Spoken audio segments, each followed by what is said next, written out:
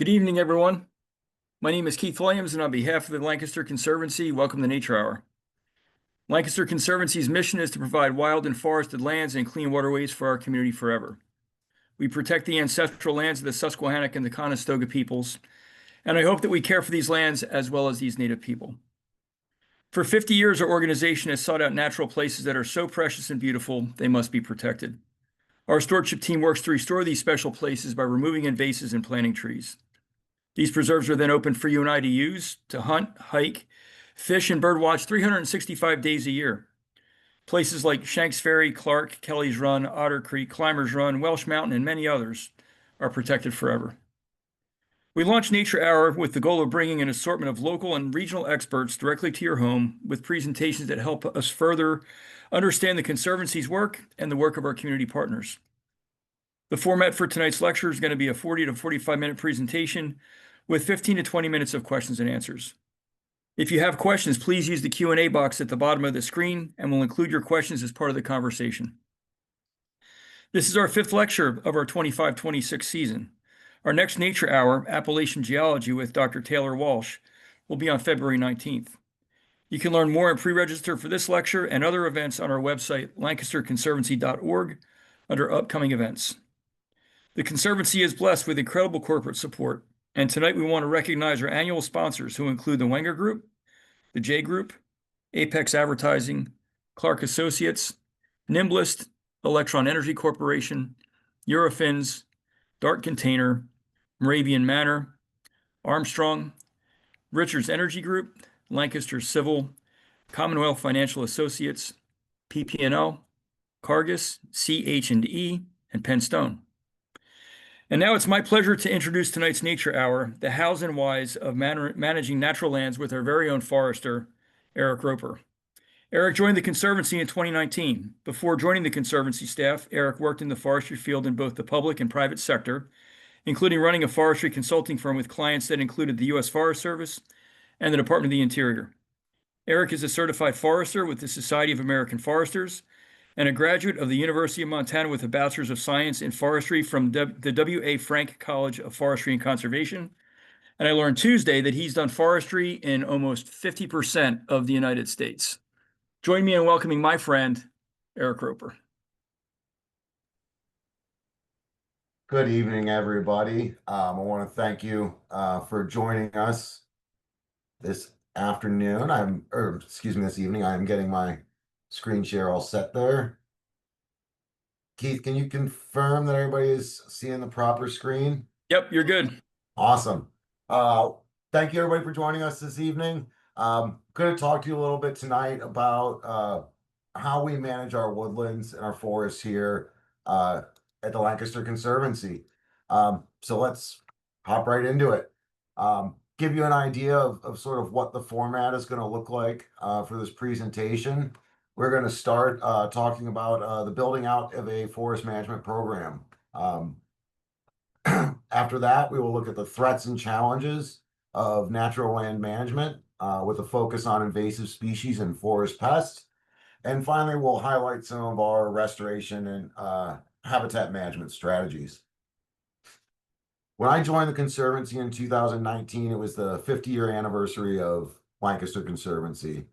At that point in time, the stewardship team was 3 full-time people. We had our director of stewardship, Brandon Tennis, our preserve manager, Steve Moore, and a stewardship manager who has since moved on. We also had 2 part-time folks at that time. Over the last 7 years, we've built out not just how we manage our land, but the stewardship staff that's responsible for managing those lands. As we work our way through this presentation, I just kind of want to, I want to make sure that we're on the same page here and we're speaking the same language. So I want to go over some key metrics and terms that may come up during the course of this presentation. First of those being basal area. Basal area is the measurement of the cross-sectional area of a tree at 4.5 feet. It's just basically a measurement of volume. Stocking. Stocking is the count of trees per acre, stems per acre. It's a measure of density. Site index. Site index is a numerical representation of site quality. Basically the productivity of a site or the potential productivity of a site. DBH stands for diameter at breast height.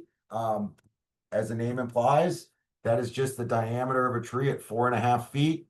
DBH is obtained using measuring the circumference of a tree using a specialized tape that will take the circumference and convert it into diameter.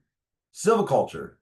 Silviculture is the art and science of growing trees, and it is an art and a science. There's no one true answer for any site. There's an understanding of the conditions that lead to the site and an understanding of what needs to be done. And simply applying one factor of those two aspects of silviculture will not work for land management. And then forest health. Forest health is just a way to quantify forest resilience and threats. There are a couple ways you can go about understanding where you are in your woodland management. There's the informal observations. They're fast, they're easy. It's sort of a broad scope data collection without really diving into any of the finer details. It allows you to sort of assess the results and determine your next steps.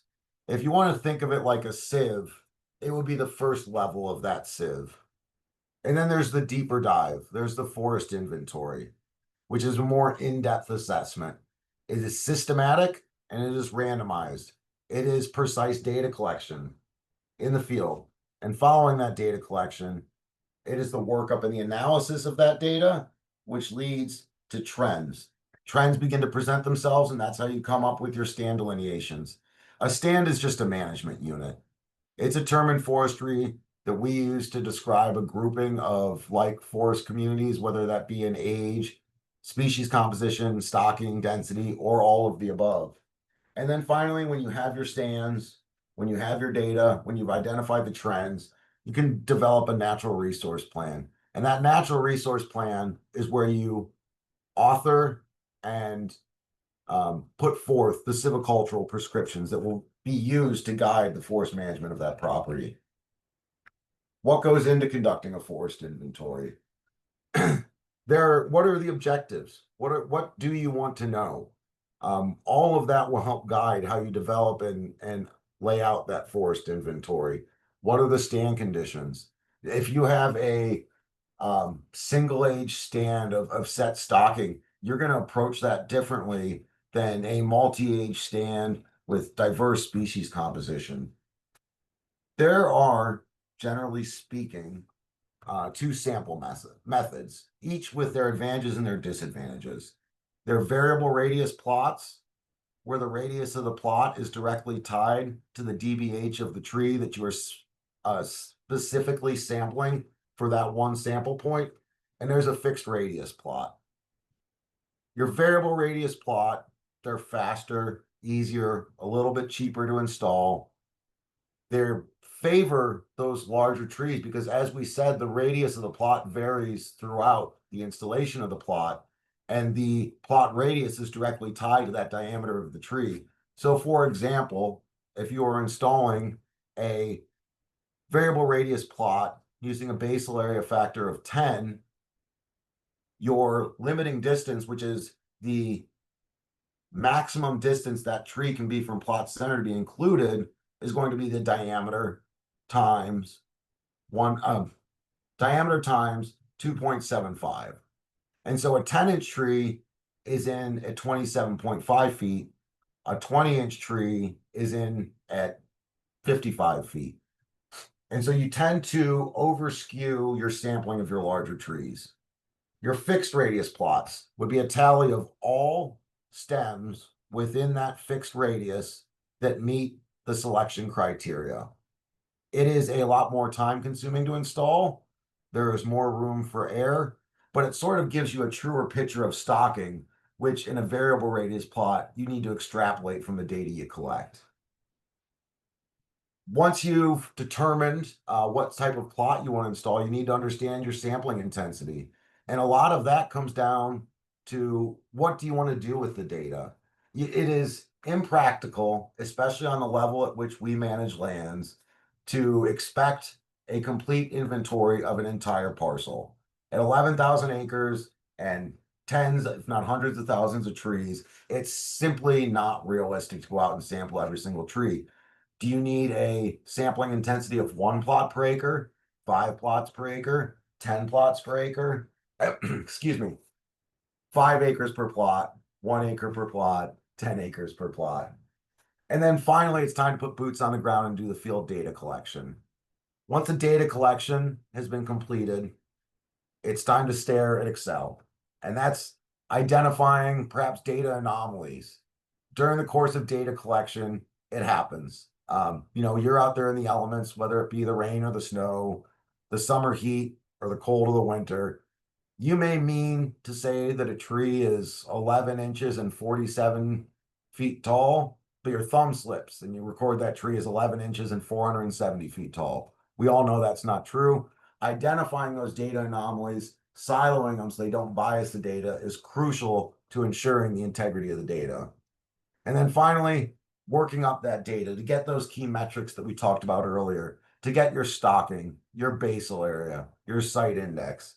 And then lastly, analyzing that data, identifying those trends, grouping those like plots that would then represent a stand down the line.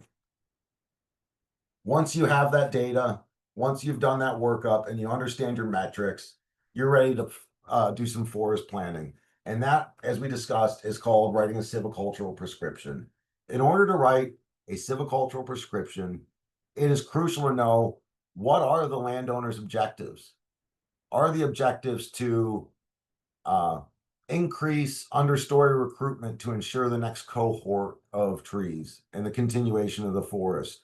Is it to promote avian habitat or other forms of wildlife habitat? Does the landowner want to generate some revenue and manage their woodlands as a source of income on a sustainable scale? Understanding those landowner objectives are crucial to identifying a silvicultural prescription. At any given time, you could go 3, 4, 5, 10 different directions with your management of a specific piece of land. Understanding those objectives clearly and then articulating a plan to meet them is the process of writing a silvicultural prescription. That silvicultural prescription has to be based on data. You cannot write a silvicultural prescription without that data collection. So that high intensity data collection and assessment is an essential building block of your silvicultural prescription. And then sort of once you have your silvicultural prescriptions written, it's time to implement them. And it's time to assess the results and reevaluate. The timelines of those are long, but the reevaluation and the assessment of those prescriptions is crucial to ensuring sustainable forest management. It's part of the silvicultural prescription and something we're going to touch on just a little bit later. It's also really important to identify your resource concerns and not just your concerns, but your opportunities. Is there a significant invasive species threat to the continued forest health? Is there the opportunity to recognize some value of that standing timber? Whatever it may be to help you identify those concerns and then understand how they relate to your management objectives. We're going to look here briefly at one specific forest management plan that was developed for our High Family Nature Preserve. This process started with Brandon, our now Senior VP of Stewardship, and Steve Moore, who is now the Senior Preserve Manager, and myself walking through High Family and making those informal observations saying, man, there sure are a lot of poplar here. Or, wow, we're really not seeing a lot of regeneration growing in the understory. And understanding that, we can then work towards, okay, what direction do we want to go here? And our initial instinct said, this stand has a lot of decadent yellow poplar that appears to be old and perhaps even slightly declining, but it also is just dominating the landscape with some of the other early successional species. And that's great. We identified that, but we didn't have the data to write that silvicultural prescription. We kind of knew which direction we were going. And so in preparation of understanding what the data may state, we began some site prep activities in anticipation of that data collection. And a lot of that revolved, or a lot of that was focused on controlling some of the invasive species that were present across much of the high family nature preserve. You had waterways that were covered in walls of privet. They were almost impenetrable to humans. Deer liked it just fine, but it really did not do a lot for the ecological site values outside of that, because that privet, that wall of privet, is not a reliable food source for that white-tailed deer. It provides the cover, but not much else. And then in the summer of 2023, our then excuse me, our then land steward, Mark Roberts, assisted me in implementing the timber cruise, where we captured that crucial on the ground data. Once we had that data, worked up, we developed that natural resource plan. We wrote our silvicultural prescriptions. And what we identified at High Family was kind of what we saw in those informal observations. We now had the numbers to back it up, though. That's forest was decadent. There was no younger cohort coming up below it. There was no advanced regeneration. There was a dearth of regeneration on the forest floor. There was an overabundance of early successional species like yellow poplar and red maple. There was a severe lack of species like oak and hickory. And so what we decided we wanted to do was pursue a thinning. And we'll get into sort of that thinning prescription a little bit later here. I just want to go through the rest of the timeline. Once we had that prescription wrote, we identified our management objectives, and we were getting ready to implement. We needed to market the sale. In order to market the sale, you need to mark the sale. You need to know exactly how much volume is in there. At that point in time, myself and 3 staff members who had no experience marking a timber sale went through and implemented an extremely complex timber marking prescription. And in the course of that, we did sample every tree. At first, it was 1 plot for every 5 acres. But if you're going to market a sale to somebody and say, this is how much timber volume is out there, you need to know exactly how much timber volume is out there. And so during the process of that cruise, every tree that we marked for harvest, we also assessed the merchantability and total height, and that's measured in logs, which is a 16-foot section. And we measured the diameter so that we were able to go to a potential timber buyer and tell them there is X board feet per acre of yellow poplar on this sale. We marketed the sale and we executed a contract in 2023. And then in 2024, in the winter and into the spring, the thinning was then implemented by the selected contractor. And where we find ourselves now is in that post-harvest vegetation control. We identified that need. We identified the need to increase understory recruitment, as well as increase canopy level, elevate suppressed trees into the canopy level. But if you are not performing the control on some of those invasive species that want to occupy the same space, you're not going to have successful understory recruitment. So what we have here is our High Family stand map. In the northern section of what we call the High Family Preserve, you'll notice the Northern Management Unit. That was our northern sale unit. Down to the southern end off Mount Gretna Road, and I'm not sure if my mouse will work here if you guys are seeing that, that is our southern sale unit. All told, the 2 sale units were just over 31 acres. We're going to look just very briefly at sort of what some of those numbers told us in that southern sale unit. What you're seeing here is the total stem count for the entirety of that southern sale unit. At this point, we wanted to in a more detailed sense, understand exactly what the forest composition was in that southern sale unit. So we went back and took the sampling intensity of 1 plot for every 5 acres and increased that to 1 plot for every acre. And what we saw was exactly what we saw in the 1 plot for every 5 acres. 62% of the species composition were your early successional species, your yellow poplar, your red maple, your black locust. And so what we understood now was that we needed to reduce that poplar dominance. We wanted to create patch openings to promote age class diversification. We wanted to increase the diversity of species composition.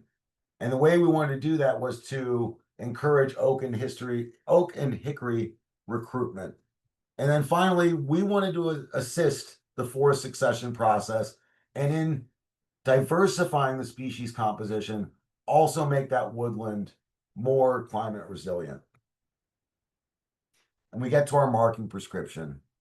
This was the prescription for the thinning that was implemented by myself and 3 staff members who, as I stated, had never marked a timber sale before in their life. And as we're walking through an extremely thick woods with multiflora rose, with privet, with bush honeysuckle, with bittersweet trying to trip us up, I asked them to mark 1/3 of all poplar in the northern management unit. I asked them to mark 1/4 of all poplar in the southern management unit. And as we were marking those yellow poplar, we wanted to focus on what I called a 3D sanitation harvest. We were looking to not only reduce poplar dominance in the overstory, but also improve the genetics of the residual yellow poplar. And so we wanted to focus on dying, diseased, and declining stems first. How do you identify a dying, declining, or diseased stem? One great way to identify a declining hardwood tree is to look for what's called an epicormic branching. Thinking all the way back to earth science, the way that plants grow and feed themselves is through the process of photosynthesis. In order to photosynthesize, you need leaf area. When a tree is recognizing that they are exerting more energy from the roots than they are sending back down to the roots, an alarm bell goes off and says, hey, we need to address this problem. The way they address that problem is by creating new branches, small branches, all up and down the stem to increase that leaf area. And so that's one of the things we were looking for. We were looking for declining crowns. We were looking for cavities or other signs of damage to the trees. And then finally, as part of this marking prescription, we wanted to focus on patch openings around those suppressed oak and hickory canopy trees and allow them to sort of reoccupy the space and free that crown. It sounds silly to say, but there's an idea here that if you sort of release those oak trees, they're going to notice, oh man, there's more sunlight than I had before. There's more water, there's more nutrients, there's more soil space. And that tree is going to be encouraged to create a bumper crop of seed in the years following that thinning. That freeing of that oak, even though it may require removals of oak, which you're probably thinking, I thought we wanted to increase oak, in order to generate those new understory cohorts that will come up and beyond my lifetime replace the current oaks in the canopy. You need to occasionally remove some of those oaks and hickories to stimulate that natural response. So let's look at some numbers here. It is essential, and I always like to stress this, there is a significant difference between resource management and resource exploitation. What we did at High Family was resource management. I take it almost as a badge of pride that every single timber buyer who came out there, when they submitted their bid, told me that, you know, they were happy to submit a bid and they're happy to work with us, but they hope that we call them back when we plan to actually harvest some trees. That told me that not only did they recognize sort of what we were doing and that all the value that was being left, but it also told me that what we were doing was resource management and not resource exploitation. We wanted to harvest 1/3 of all tulip poplar in that northern management unit. And what that looked like is about 62.7 thousand board feet of yellow poplar. We still left 156,000 board feet of yellow poplar. We talked about it a little bit earlier. In order to stimulate that response in your hickories, your white oak, your red oak. It did require the harvesting of a little bit of white oak, a little bit of red oak, and a little bit of poplar, excuse me, hickory. Similarly, in the southern management unit, where we wanted to remove about 1/4 of all yellow poplar, we cut 40,000 board feet of yellow poplar. We cut 21,000 board feet of red oak. Again, that was freeing those suppressed trees. That was creating those patch openings that the birds love. And finally, 4,000 board feet of hickory, and that was not broken down by species. That was all hickories that occur in southeastern Pennsylvania, with the exception of shagbark. And then 1,500 board feet of white oak. All told, we harvested 217 trees at High Family. We were able to bring in about $25,000 to the stewardship program. We were able to bring in that $25,000 and we immediately reinvested it. As Brandon, Steve, and I first walked through that property back in early 2023 and made those informal observations, we were already planning, what are we going to do if we look to a thinning here? And what we saw and what we identified was the need to bring people into this beautiful landscape where you have large diabase rocks, which you can see in this photo. We have these beautiful large shagbark, hickory, and white oak trees, and this really nice warm water fishery stream that feeds into the Conowingo. So we repurposed that sail infrastructure as part of a trail system. We reinvested that $25,000 and built 2 miles of trail. We opened that trail to the public with an event last fall, and I sure hope that if you haven't had the opportunity to make your way to High Family, that you put it on the list when this snow finally thaws. And then some of that $25,000 also went into the post-harvest remediation and vegetation control work. Going to shift gears just a little bit here and talk about some of the threats to forest health and habitat. A lot of you are going to be familiar with this topic. I talk about it a lot. It's important to talk about. It's invasive species. Invasive species in the mid-Atlantic, because of the history of the mid-Atlantic, because of the transportation corridors and the ports. I have, as Keith said, I've worked in about 25 states during my career. I unfortunately have never worked in such a compromised landscape. And that's because of the history of forest management in Pennsylvania, as well as some of those cultural and societal factors. The problem with invasive species, manyfold. They reduce biodiversity. They often have growth characteristics that allow them to outcompete our native vegetation, whether that's ailanthus, which is allelopathic, which sort of secretes a chemical in the soil that discourages the growth of native populations, whether it's that honeysuckle that, deer really don't like browsing it, and it grows quickly. It allows it to colonize a site very quick. All of that precludes regeneration of native vegetation. Again, the deer really don't like eating that privet. They really don't like eating that honeysuckle. So when you end up with these understory monocultures of invasive species, there's a significant reduction in the wildlife habitat value of that parcel of land, and then the wildlife population that's then going to utilize that land. Invasive species, not considering agricultural products, cost North America an estimate of $26 billion a year. That is not a small number.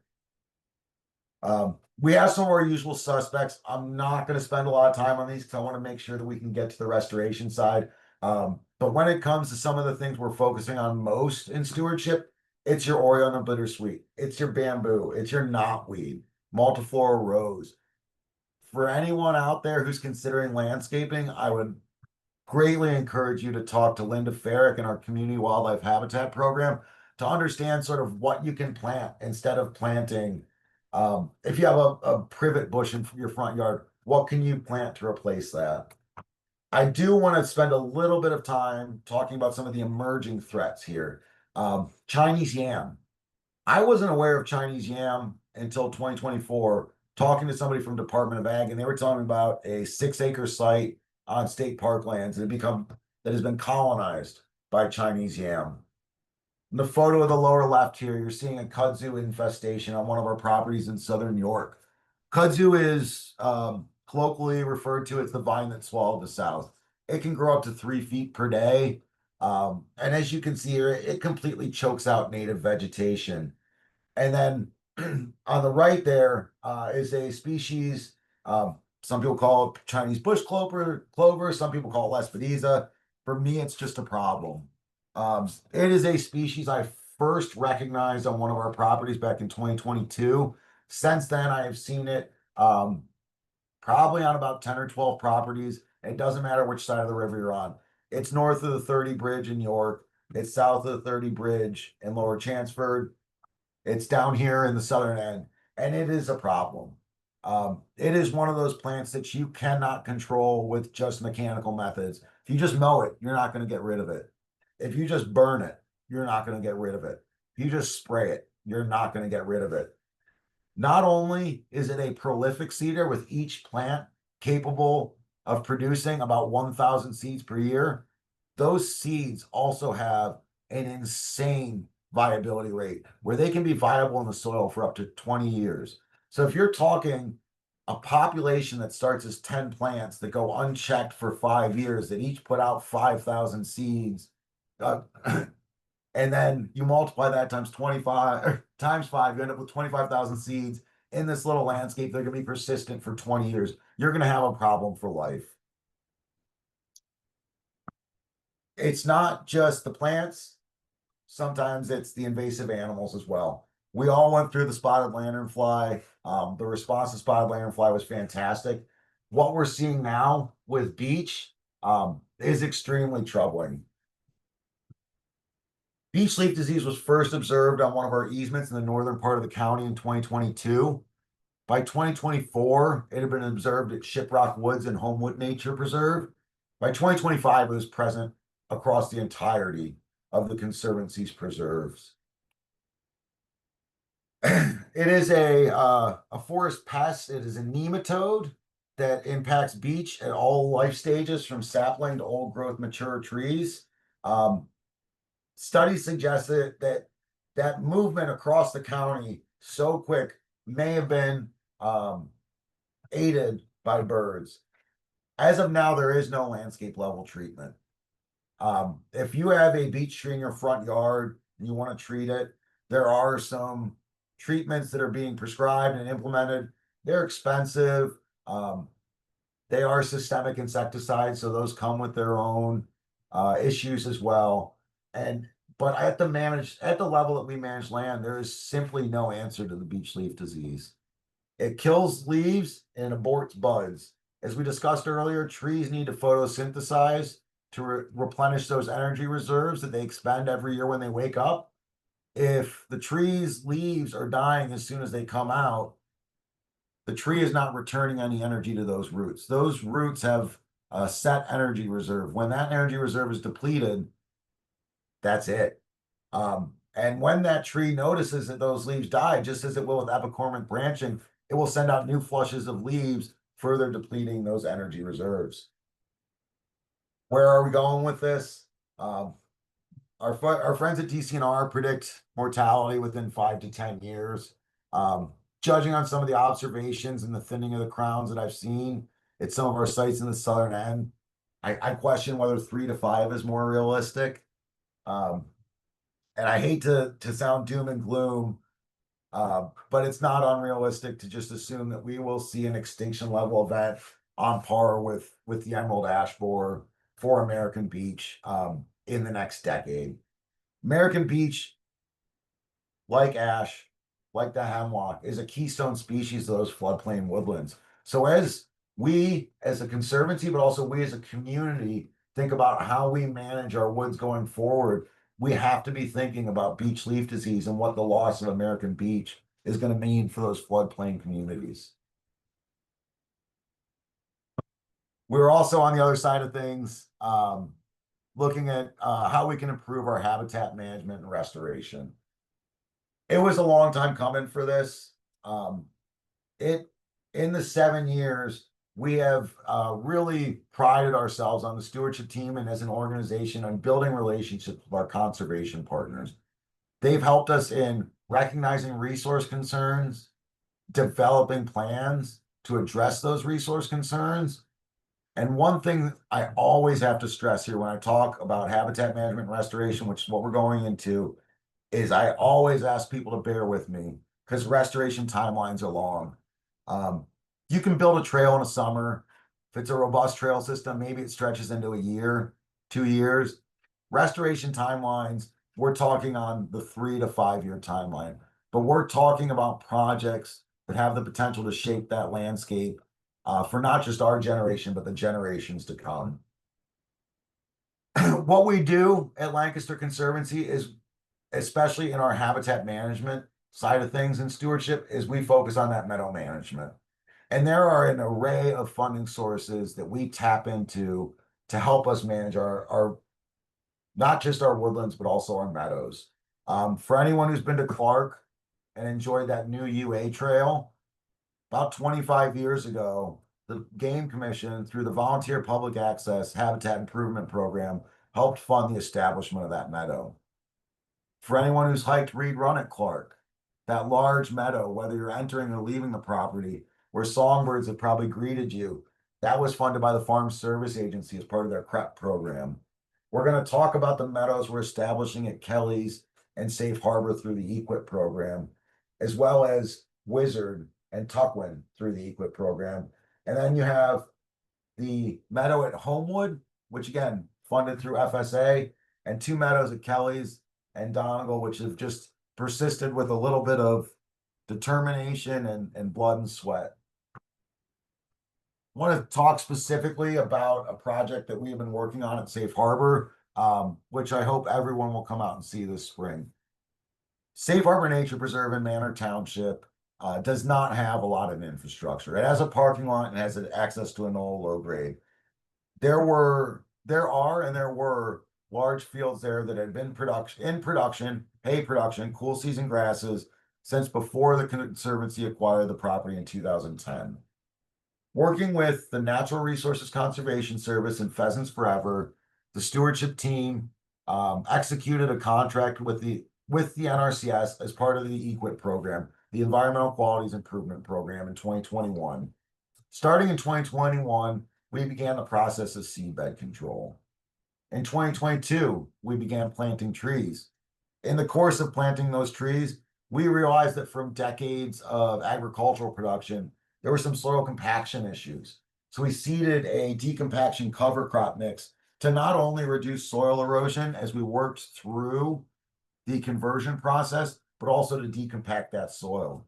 And then finally, in April 2025, we seeded 19 acres of warm season grass meadow at Safe Harbor Nature Preserve. As I said, those restoration timelines are long. From 2021 to 2025, we talked about implementation. From 2026 through 2030, we'll be talking about establishment of that meadow. It's going to be a decade from the time that we first thought that project up in 2020 to executing that contract to that meadow being fully established around the year 2030.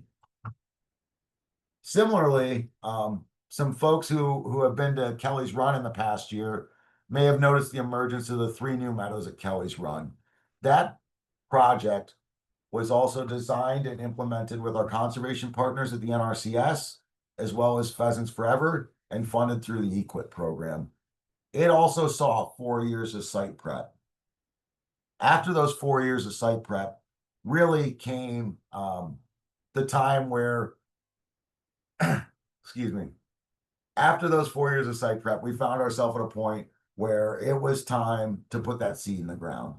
The seed selected and developed specifically for this contract in consultation with Pheasants Forever came out to about $800 an acre. We went through 4 years of site prep to get that site ready. On that day of seeding, it was essential that we did not spoil the $800 per acre in seed costs, as well as that 4 years of site prep. We spent countless hours with our friends at the Game Commission, ensuring that that drill seeder was properly calibrated so we didn't run out of seed too early or so that we didn't seed enough. We spent hours mixing the seed. It came in two different bags. You had your fine and your fluffy, and then you had your oats.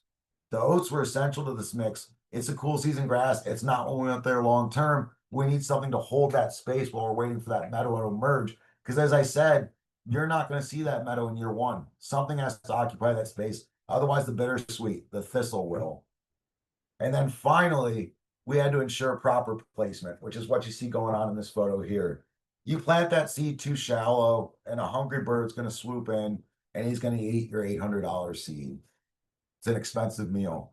Plant that seed too deep, and it's not going to germinate. All of that precision, all of that time led up to us making sure we could execute on that day. And I'm happy to say that in 2024, we saw the emergence of partridge pea and false sunflower.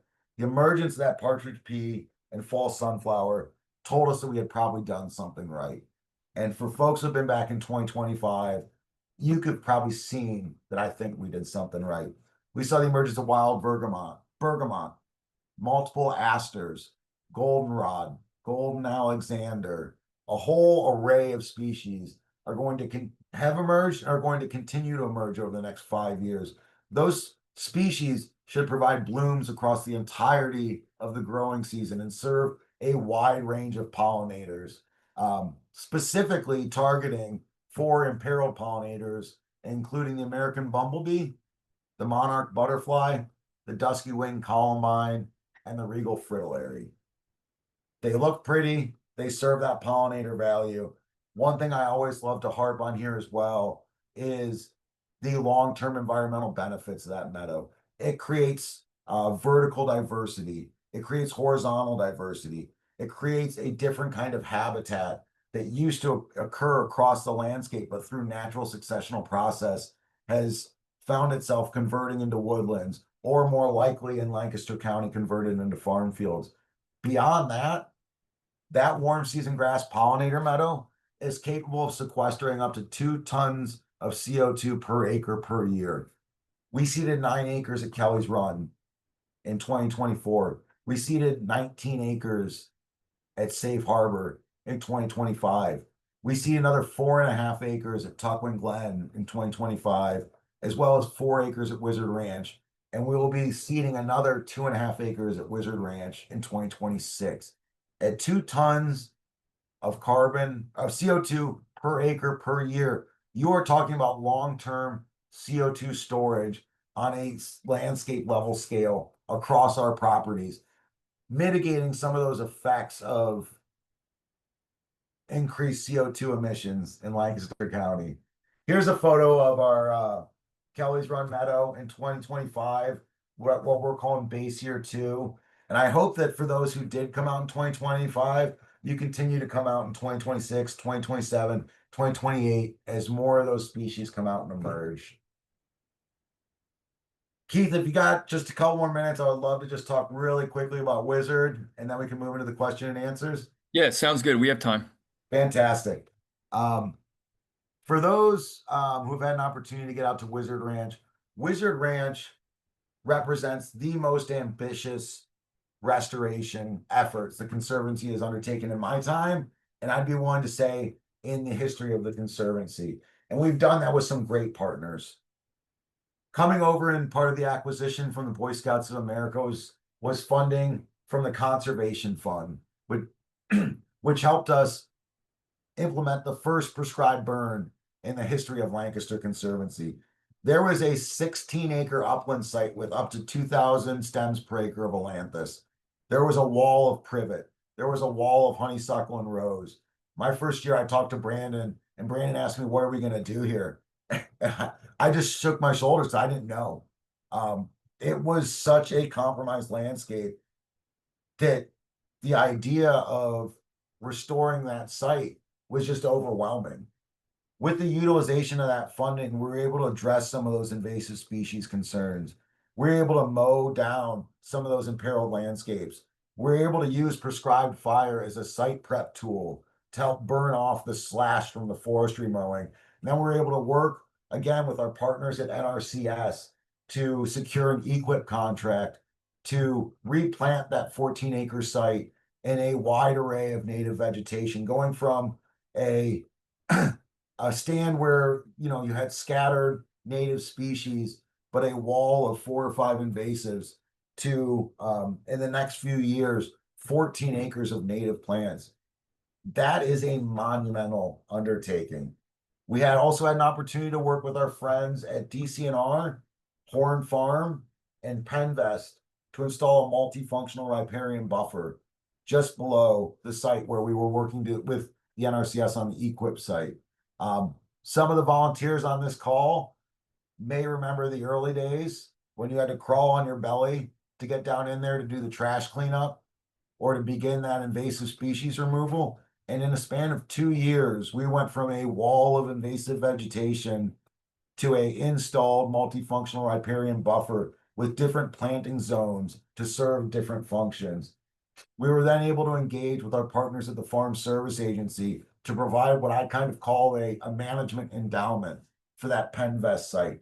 They recognized the value of what they built there, and they were willing to chip in right around $2,200 a year for the next 15 years to help us manage that site. Installing that buffer, installing these meadows, planting those trees, that's just step one. It feels great getting it done, but the fight is hardly over.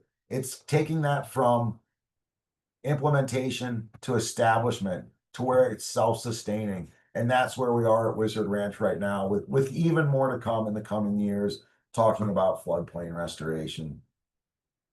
And so with that, I want to just really quickly recognize some of the conservation partners that we've called out during the course of this presentation, but without whom a lot of this restoration work that we've talked about would not be possible.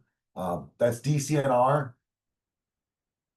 the Natural Resources Conservation Service, Farm Service Agency, and Pheasants Forever. I thank you guys for tuning in, and I thank them for their help. Wow, excellent, Eric. Thank you so much for sharing your time and your expertise. And so I think our volunteers carry out some of your prescriptions, and I don't get into the detail behind it because I don't fully understand the detail behind it. And so this presentation really brings to light the complexity of the prescriptions that we often go in and carry out with loppers and handsaws.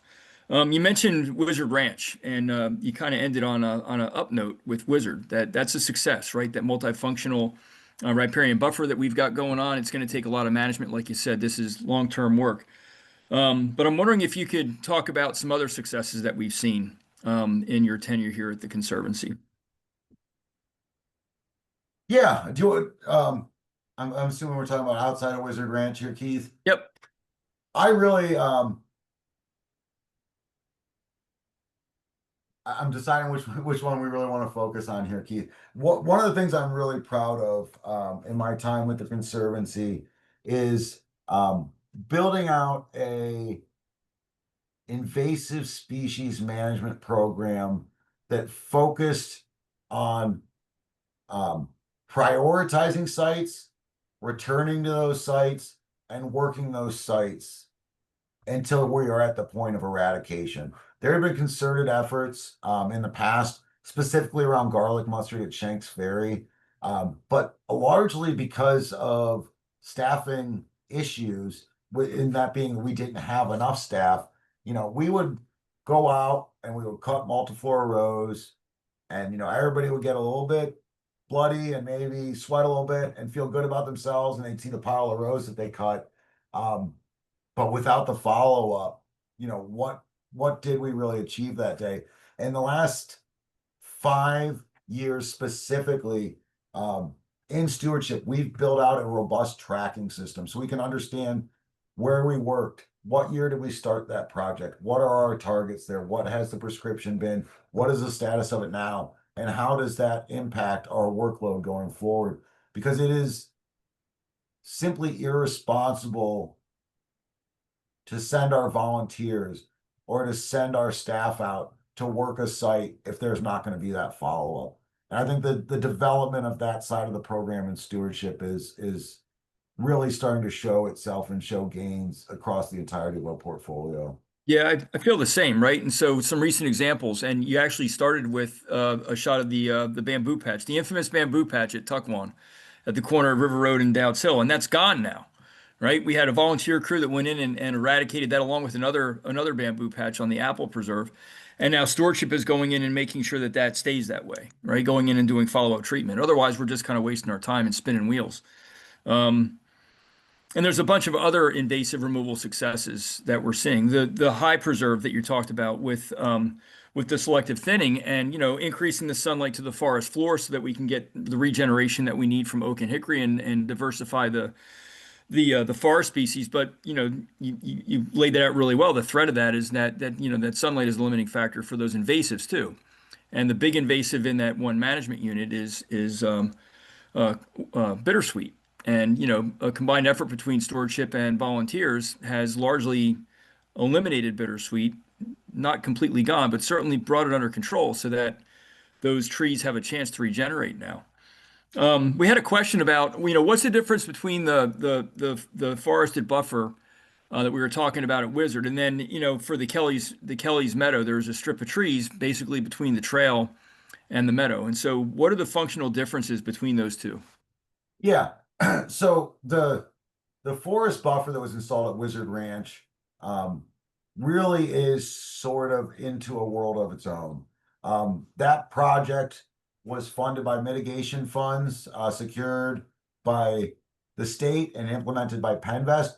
The purpose of that program specifically was not just to install a buffer to reduce sedimentation and erosion, which is really generally what you're looking for in a riparian buffer, but it was to create a multifaceted habitat that would actually have quantifiable economic value. And so when you look at how those buffers were to be laid out, you have different zones. You had zone one where you had your typical floodplain species, your sycamore, silver maple. You had zone two where you wanted to be seeing nut and berry produced species, where if someone were so inclined, a landowner, they could generate income from that buffer. So whether that's planting, blackberry, hazelnut, pawpaw, something that could be taken to market. And then finally, your woody florals to provide that habitat, that pollinator habitat value. And again, a potential revenue source. And so that buffer at Wizard specifically stands alone as a unique environment that is heavily curated, but still fits with the conservation ethos of the Conservancy because of the condition of that site prior to the establishment of that riparian buffer. The trees that you have noticed at Kelly's, and hopefully you will see at Safe Harbor as you go out, they're threefold and they're designed differently. At Safe Harbor, we really tried to more closely mimic sort of the tall grass prairie savanna that used to occupy a lot of southeastern Pennsylvania. And so you have these irregularly shaped tree plantings that jut out, and in doing so, provide a wide array of wildlife habitat. That bird that wants to hunt, maybe a mouse that's running through that meadow needs something to perch on. That woody stem on the edge of the meadow gives um, that bird of prey, that perch to sit upon. At Kelly's, what you're seeing is not just the implementation of vertical diversity and sort of the creating of a feathered edge. We have that established woodland. To go from that established woodland district to right down to a meadow, there is no transition zone. And so at Kelly's, we wanted to create that transition zone, but we also wanted to provide ourselves with a buffer for long-term management. The woodlands at Kelly's, we always are looking to improve all of our lands. A lot of the woods at Kelly's, there are some that need some work. Some of those ones around those meadows need a little bit of work. If we planted the meadow right up to the edge of those woods, you would have a consistent source of seed for undesirable species getting blown into that meadow. So creating a little bit of defensible space buys us some time until we can properly allocate resources. Yeah. And then, so you talked about, some of our techniques that we're using on our preserves. What are some things that homeowners could do on maybe a smaller wooded patch, either on their property or in their neighborhood? Yeah, like, again, it all comes down to landowner objectives, Keith, without fully understanding what the objectives are. And that's why I would encourage folks to go ahead and contact Linda Ferrick with our Community Wildlife Habitat Program. She will be able to talk you through identifying those objectives and understanding what you want to do, and then developing a plan to meet those objectives. Sorry, that's not a great answer to the No, I question mean you we asked have a a lot few of minutes ago. have a lot of resources available for folks for doing that kind of work on smaller suburban lots. So I definitely echo that. I think Kelly might have posted something in the chat, some links for information about our community wildlife habitat program. So definitely check that out. So I'm gonna end on a little bit of a downer, but I hope it'll turn into an upper. Beech leaf disease is wiping out our beech trees. I see that here at Climbers, right? They define the wintertime woods for me because they hang on to their leaves. And so they define the soundscape, they define even the color palette in the wintertime with the tan leaves against the snow. And that's not going to be here in a short amount of time. Every single beech tree on this preserve is infected with beech leaf disease. And same thing with the hemlocks, with woolly brown adelgid. And so in some ways, that's not a very hopeful prognosis for those species, right? Earlier this year, you asked us if we could, us being the volunteer corps, if we could carry 250 hemlock seedlings out into Tuckahoe for planting, right? You want to share your reasoning on that with us? Yeah, with hemlock and the hemlock woolly adelgid specifically, um, the hemlock woolly adelgid is impacting those energy reserves. It's impacting um, that individual tree's ability to carry out its life functions, and some of that is producing seed. The hemlock woolly adelgid also attacks young species.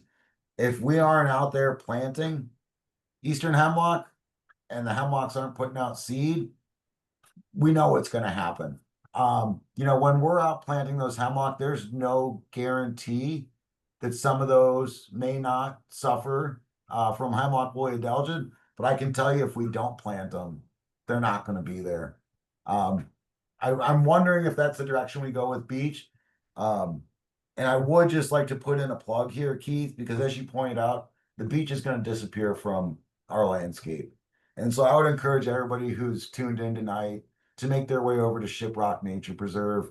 Shiprock is a shining example of what a beech dominated forest can be, and it may not be there for long. And so if you haven't had the opportunity to get out to Shiprock Woods, I would implore you to do so um, this year. Yeah.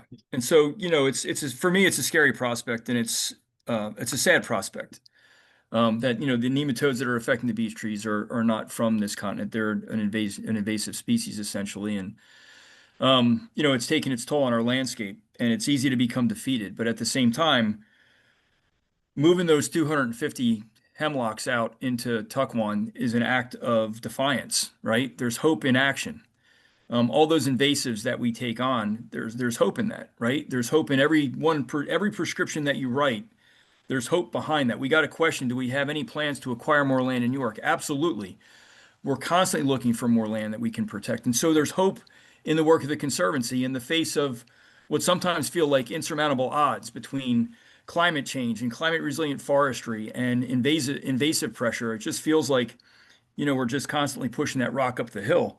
But we actually have gotten that rock to the top of the hill on a couple of different occasions. And so, Eric, thanks to you for all of your energy that you've invested into making this work possible for our conservancy, our land trust, and thanks to the folks that tuned in. Especially, we got quite a few people here who are volunteers, who give their time, the most valuable resource, to make this work possible.